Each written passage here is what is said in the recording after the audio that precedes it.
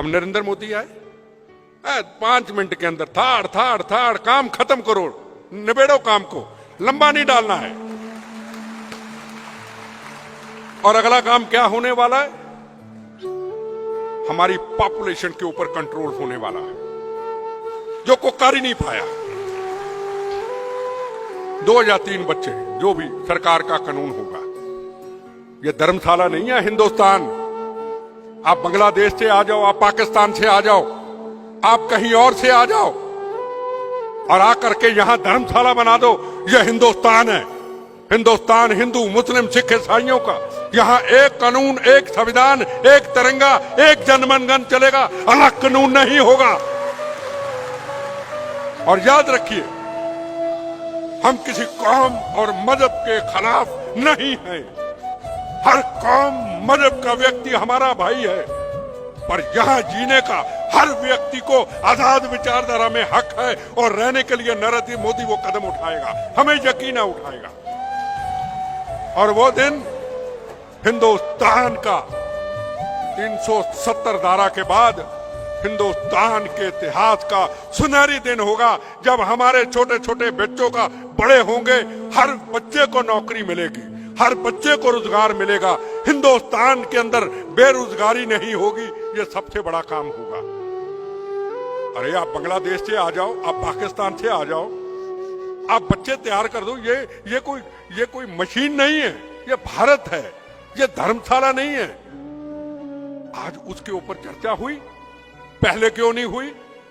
और याद रखिए, 370 धारा के ऊपर और ये जो पॉपुलेशन के ऊपर जब बिल होगा, याद रखना, साल बाद 2 साल बाद जितनी भी पॉलिटिकल पार्टियों ने इस भारत में राज किया आजादी के बाद, सरदार पटेल और लाल बहादुर शास्त्री जी के बाद जिन्होंने राज किया, आप उन पॉलिटिकल पार्टियों को पूछोगे, हमारे खून पसीने का पैसा आपने जम्मू कश्मीर में पानी की तरह बहा दिया, आपने हमारे हजारों जवान शहीद करा दिए, हमारे बहनों के सुहाग उजाड़ दिए, हमारे बच्चे यतीम कर दिए, आपने उस वक्त कदम क्यों नहीं उठाया? अगर नरेंद्र मोदी ने उठाया है, आप गुनाहगार हो, आप पापी हो, आपको इसका जवाब हिंदुस्तान की दुनिया की जनता को देना होगा।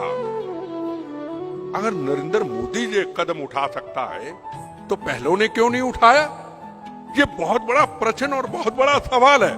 मुझे बताइए, 370 धारा हटी, एक भी गोली चली, एक भी बम चला, एक भी शोर मचा, कहीं कुछ नहीं हुआ।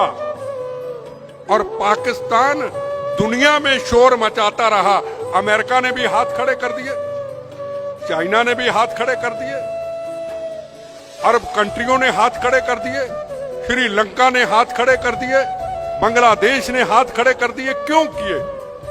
हम भी कभी कहते थे, अरे नरेंद्र मोदी जी तो हमेशा बाहर ही रहते, हम कहते थे, आप भी कहते थे, तो रोज ही विदेशों में रहते। आज पता चला नरेंद्र मोदी जी जो विदेशों में रहते थे, पाकिस्तान को अकेला छोड़ दिया और 370 धारा हटा के इस भारत को आजाद कर दिया। आज महसूस हुआ, वक्त लगा पूरे देश दुनिया में घूम घूम करके। आज आप जानते हो हमारा देश कहां खड़ा है? एक इजराइल मुल्क का नाम सुना होगा, बड़ा छोटा सा मुल्क है, बड़ी थोड़ी पॉपुलेशन है, पर उस मुल्क के अंदर अगर हिंदुस्तान की तरफ से या किसी की तरफ से किसी भी आतंकवादी ने, पाकिस्तान हो कहीं हो, आगे हमला कर दिया, 5 दिन के अंदर कैसे, क्यों, किस तरीके से ठोक करके वापस आ जाते हैं। जैसे अभी नरेंद्र मोदी ने पाकिस्तान में घुस करके 2 बार पाकिस्तान के आतंकवादियों को ठोक के आ गया। आज उस जगह पे भारत खड़ा हो चुका है। आज इमरान खान की जरा फोटो देखा करो टेलीविजन के अंदर, पहले का पाकिस्तान, हाफिज आतंकवादी हमें धमकियां देते थे, रोज भाषण। दाऊद इब्राहिम, आप मुझे एक चीज बताइए, पिछले 5 साल के अंदर कभी दाऊद इब्राहिम का टीवी पे चेहरा देखा? मैं आपसे सवाल पूछना चाहता हूं।